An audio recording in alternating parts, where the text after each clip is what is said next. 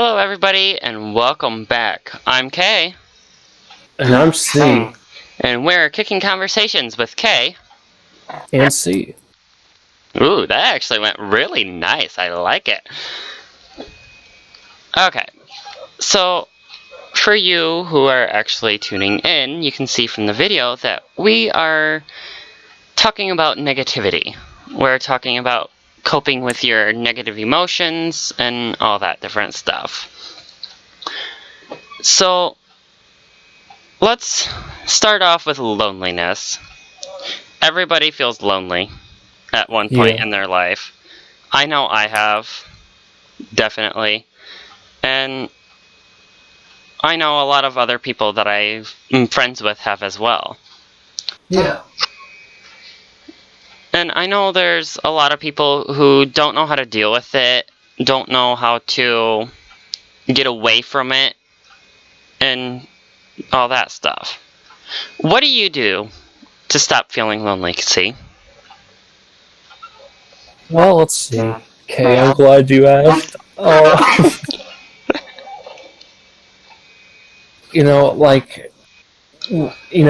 I go through a hard time, it's good to have an escape. It's good to have a hobby, collecting something of some sort. I remember I used to, have a big thing with movies. Not a sexual thing, but, I would buy, DVDs and stuff like that. I'd collect them. It'd be my escape. You know what I mean? Okay? I do. I actually always binge watched because I wanted to have something like a TV series that I could have a connection with the characters. I can have their personalities and what they're like, and I can see myself hanging out with them, and it's kind of like I'm actually hanging out with them, so I wasn't lonely. Yeah, that's how I felt at times. Then you get kind of sad when the show's over. On the final episode. The show hole. I hate that feeling. Yeah. It's so bad. But I know there's a lot of people out there that deal with loneliness and they don't know how to deal with it. So this is why we're talking about our emotions. So you guys can, if you don't know how to cope with it, then you know some ways that you can possibly try to cope with it, or even help a friend through it if they seem like they're feeling lonely. The best way is to try to make new friends, talk to the people as much as you can. I know that everybody gets busy, but, show them that you care. Right, C? I show I care, yeah. Right? Yeah, care. Yeah, Kay, not care. Kay. Oh, that's great. But there's just so much loneliness, and I think one of the best ways is to go on to get an app. Get somewhere where you can meet new people, even if it's a dating app. Tell them that you're not into dating. There's always those people that won't listen. It doesn't really matter, though, because they'll just send you pictures, and even, it doesn't matter what you're on there for, because they don't care. They care for one thing, most of them, anyway. Yeah. But, you can always block them later. You know what? If they don't want to actually have a two-way friendship or relationship, then obviously they're not what you're looking for. And make sure they have to consider your feelings and your needs as well. Yeah, and make sure you're 18 and over. Don't be under 18 on those sites. You don't need to be on something like that. If you're under 18, then you still have high school. There's so many people in school that you can talk to. There's so many new friends. Even if you ask one of your current friends, maybe you can actually hang out with some of their friends, and you get to know more people that way. It's so easy. And for example, Corey and I, or Kay and I, met on now. We're friends. Look at us now. Yeah. And there's just, sometimes you even have that, you're shy. You don't want to talk to people. You're antisocial. Yeah. That's okay as well. You can always, I'm personally more confident online. So even if you're not talking to them in person, you can always find them on Facebook. Maybe ask if you can talk to one of your friends' friends on Facebook. You'll be more confident that way, or you can, like I said, go onto a app where you can meet new people, and you can talk to them that way. That way you're not in person talking to them, so you're not as shy, you're not, antisocial as much. You have something to hide behind. And that's a great way to at least start making new friends to get rid of your loneliness. Yeah. And, along with loneliness, there's other emotions as well. The biggest emotion is your sadness that comes with it. Yeah. So, for me, when I get sad, I feel like crying, honestly. And when I hold it in. I always deal with everything internally. So, that's where I take the time to think. And when I get done thinking, I will actually let it out and cry afterwards when I've reached that point. And after that point, that's when I start talking to my friends about something. Whether I've had a really bad day and somebody's just being mean, or I've lost my keys and I can't find them and I want to cry. I've had personal experience with that just the other day. And I just think that mainly for sadness, you just need an emotional release before you start talking to people. What about you? What do you do, C? I just told you what I did. I had like an escape. So you keep another escape for sadness as well, then? Well, yeah, I think if that is the same thing as being lonely, because I feel the same way, sad and lonely, True. I can see how that is. But I also have, different steps for them. So, for being lonely, I'll be sad, but I'll just binge watch TV. But when I'm actually sad and I'm not lonely, I don't watch TV as much. I actually deal with it internally and think and cry and then talk about it with a friend afterwards. I have different steps. Yeah, I mean, there's times I like to just lay in the dark, try to go to sleep or something, that always, I'd have to turn everything off, I can't talk to somebody right then and there, Yeah. But it does make sense to have a hobby as well. Sometimes it could be even a different hobby. So, when I'm, feeling romantic feelings, I do like to draw, especially that person. So that's one way how I get my romantic feelings out. That way it's I'm not saying them, but I have it to myself still. But it's not just to myself, it's on paper. So it's like you're conversing with somebody. You're letting your emotions out. So I have just different steps between emotions. Do you have any steps like that at all, C? We all deal with it in our own different ways. I'm not really sure how to answer that one. You have to come back to me on that one. I can't really think of anything at the top of my head. Okay, then why don't we go with anger? What do you do when you're angry? When I'm angry, I need to be alone. It's I can't talk. It's the same thing when I'm sad. I just can't talk to anybody because definitely if I'm angry, I'm just gonna take it out on them. That's how I am as well. I feel like I'd take it out on people. But when I'm angry, I also have to have I'll stomp my feet. When I'm at work, I do cleaning. So when I find a pencil or something on the floor, I'll just pick it up and break it. Because it helps release that anger that I have built inside me. And then sometimes I'll even cry. Because I have that fine line between happy and sad and angry. So yeah, and now your job's gonna fucking I mean now your job's gonna listen to this and be like, hey, That's what keeps happening to our pencils. Not really, because there's so many pencils, because I clean a school. So, kids lose their pencils all the time. And when they're on the floor, I just throw them away anyways, so why not just break them before I throw them away if I'm upset? Makes me feel a little better, and then I can get done and get home quicker, and that's just one of my coping methods with anger. Yeah.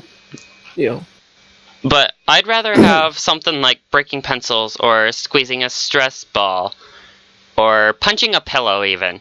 I'd rather do that than talk to somebody and take it out on them. And I think that's one of the more healthy ways as well. And you can, for other people who have troubles with that and where it doesn't feel like enough, you can always talk to a therapist or something, because, therapists are built mentally to know what you're feeling, and they can actually take the emotional abuse most of the time, and they'll actually understand it. That's why they're there to talk to you. So if you're accidentally yelling at them and stuff, then you can always apologize afterwards when you feel better. But I think it's better than talking to your friends when you're angry, at least, because it's just your friends are more sensitive to your emotions and stuff than a strange therapist or whatever would be. Yeah.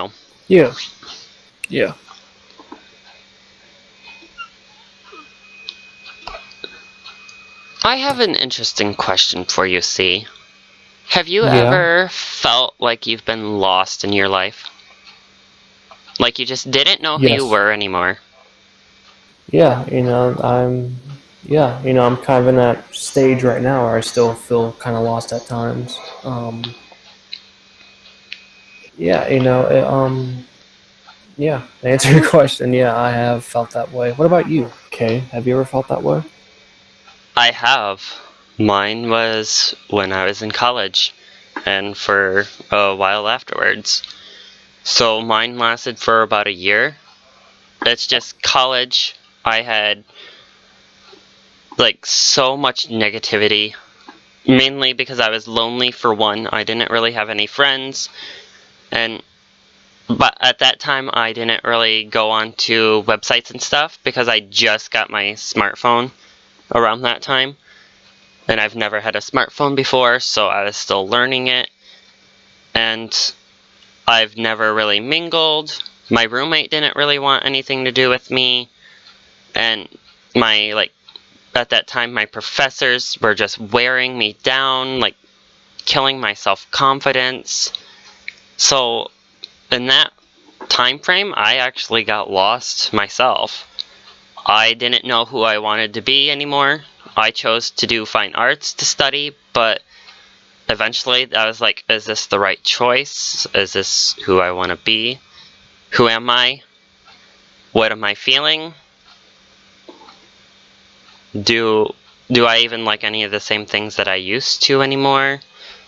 Am I the same person that I used to be in high school? Do I even have a part of me that left? I just had so many questions, and I didn't have the answers. Okay. How do you feel now? Would you say you still feel kind of lost, or are you a little happier? What you feeling? I'm actually perfectly fine now. I know who I am. My steps to fixing that is because I was lost because I forgot who I was, mainly. So I actually had to go back and think about who I used to be in high school and all that before I could rebuild and focus on who I was now at that time and who I wanted to be. So all my hobbies that I like to do, like my drawing, I couldn't do it anymore, but I forced myself to do it. I talked to my friends because at that time I was ignoring my friends. I didn't know if I could actually talk to them because I didn't feel like they were actually my friends at that time because I felt lost. Like, are they even going to want to be friends with me because I'm a different person? I don't feel like the nice me. I feel angry all the time and sad, and I didn't know how to deal with it. So I stopped talking to my friends, reduced how much I talked to them all the time. And it was a really hard year. But I just tried to remember who I was. And after that, I started combining it with who I am at the time. So I was like, okay, the old me in high school, I was shy. I was super kind. And how am I now compared to that? Yeah. I'm still shy, so that hasn't changed. So, I'm still kind because I still care about people. So I was like, well, maybe I'm not as lost as I thought. I still have parts of me. And then I'd be like, okay, so what's changed about me then? So then I'd start looking through all the things that changed throughout the year or years. And I eventually combined it with who I was. So I've got the nice me. I've still got part of the mean me. I've still got that super part of me that feels lonely, the part that doesn't. I've learned to combine them together to make who I am now, the future me. So I'm actually in a place where I know who I am, I know what I like, I know what I want to do. And I still stuck with the fine arts a bit. I decided to combine drawing. Instead of doing a comic book or something, I decided to do it with a video game. And I did writing for a book. I combined it with a video game. So I found that one career that I wanted to do that combined most of the things that I liked. So I could be who I am, and that's one of the pieces that I was also missing, is finding stuff that I can do that actually shows who I am.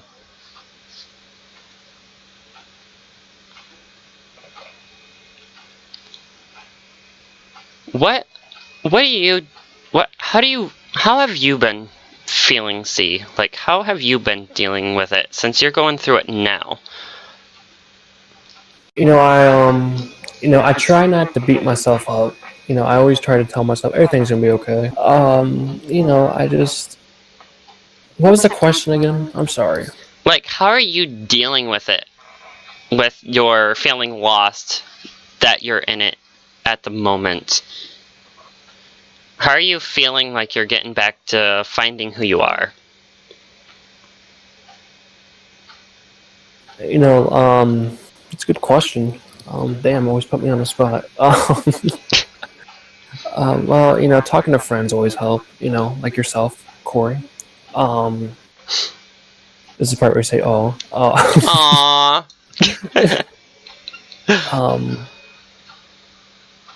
You shouldn't beat yourself up. I always beat myself up for the way I look and a lot of other things because both of us don't drive. We share that in common. Yeah. I'm sorry.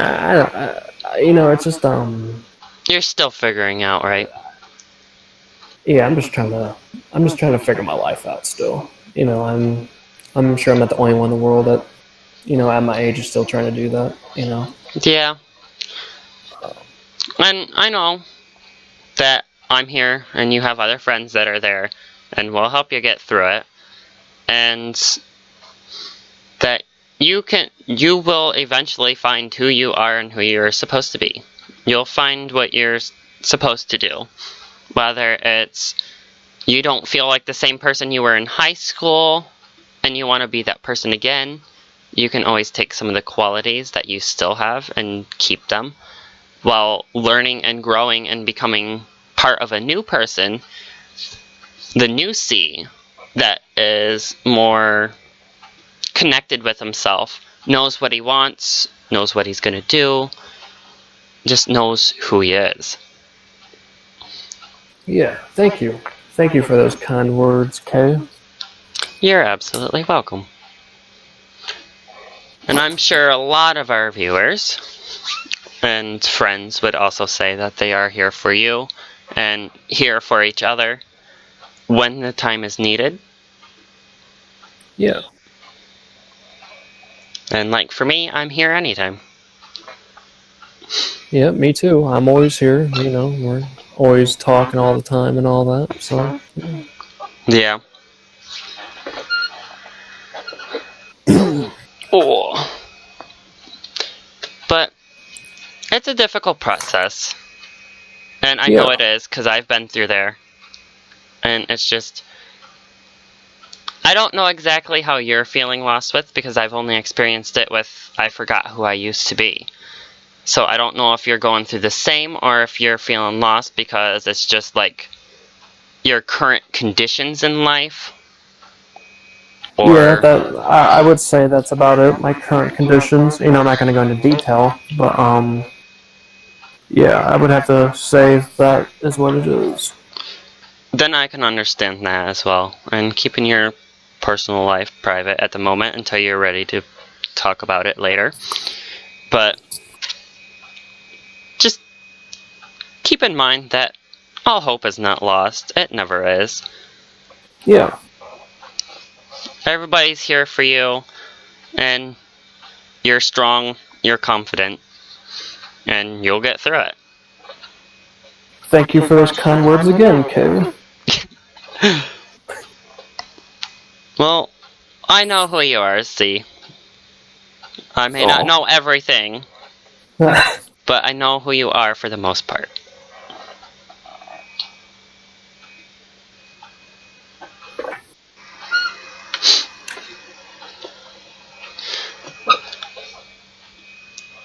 So, what you thinking about, C? Penny for your thoughts.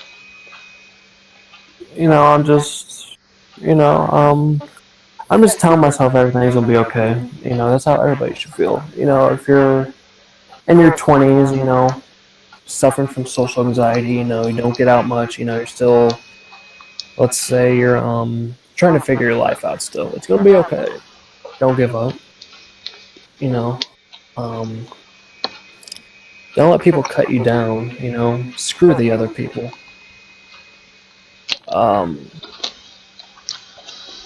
Yeah. You know what? I agree with that. Don't let anybody make you feel bad about yourself. And even if they see something that you don't about yourself, there's some things that I've learned to come to accept about myself. There's things that I can change. So, like, me being shy, I know I can change that to a point. I can be more confident and eventually be confident enough to actually start talking to people in person more and not be as nervous. There's things that I know that I can't change, and I accept those as well. I can't change my looks, and I may not be happy about it, but I accept it because it's who I am.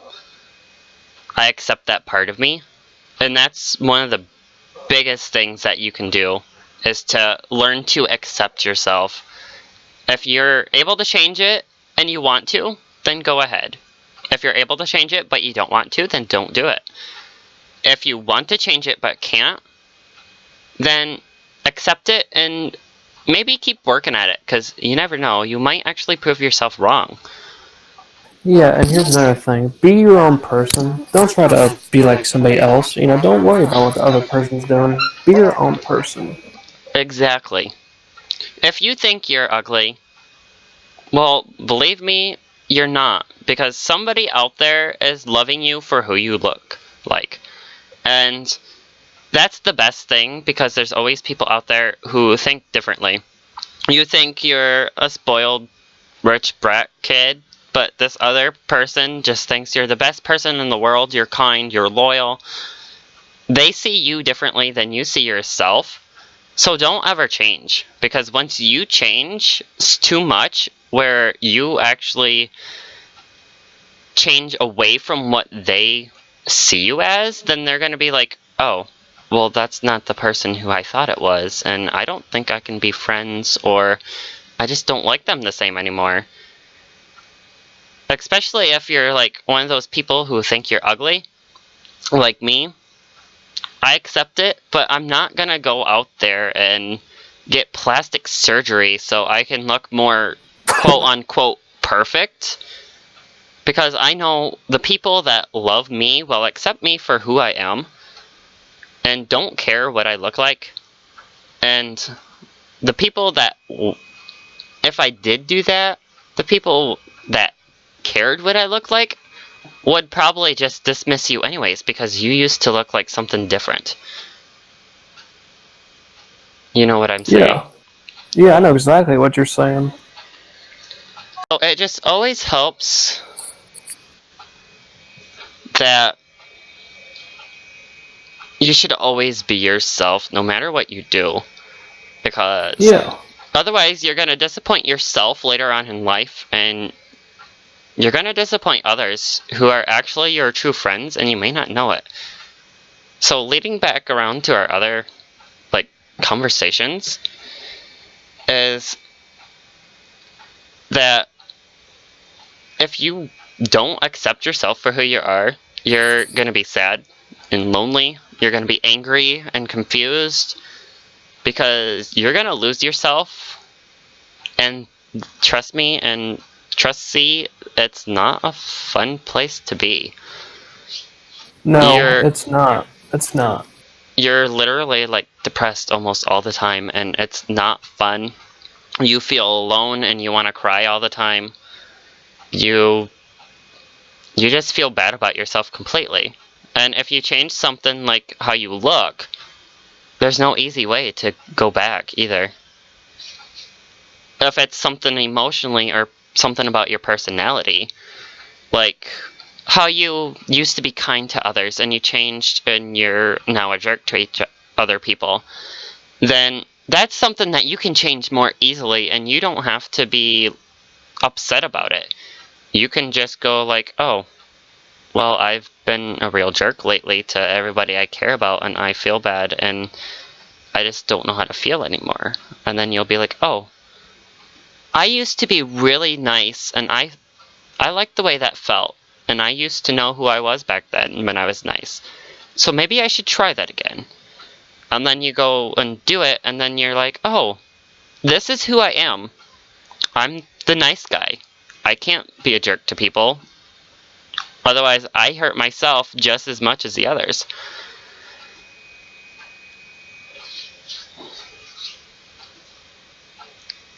And another thing, I know a lot of people that are lonely like to get into substance abuse. That's not the answer.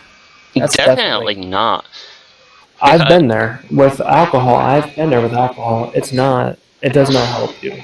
It really does not. One bit. I have not tried anything like that at all. And I don't ever plan on it. And I've been lucky that I haven't been influenced by people to try it when I was weak. Because otherwise, I may have. Yeah, and that just ruins... that just ruins your life more. Okay. I don't think I've ever told you about my alcohol, how I almost got lost in it, which was about 2 years ago. I don't think you have. No, and I don't know why I'm opening up about it now, but I am. Yeah, I used to drink quite a lot, to where I just fall asleep and all that. It was it numbed the pain there for a while. And then there's times that just make you feel a lot worse. Exactly. It's not a cure. Nothing's a cure. You have to deal with it. It's like facing your fears. If you're afraid of something and you don't deal with it, you're going to be afraid of it for life. If you deal with it, you can move on, be happier. And it's just like, if you ignore it, it's not the cure. It's just going to make it worse. So when you drink or do drugs, you're just pushing the problem away. You're not actually dealing with it to make yourself happier, to make yourself feel better. You're just avoiding the best thing that you could do, honestly. Yeah, I mean, I think that's why I get so angry at a mutual friend that Kay and I have from a app that does live streaming, and he drinks all the time. We're not going to mention names, but it angers me. You know, it kind of angers me. I don't think Kay really cares for it either. You I know? don't, honestly. I've never cared for any of that stuff, and I believe it Yeah. hurts you more than it says it.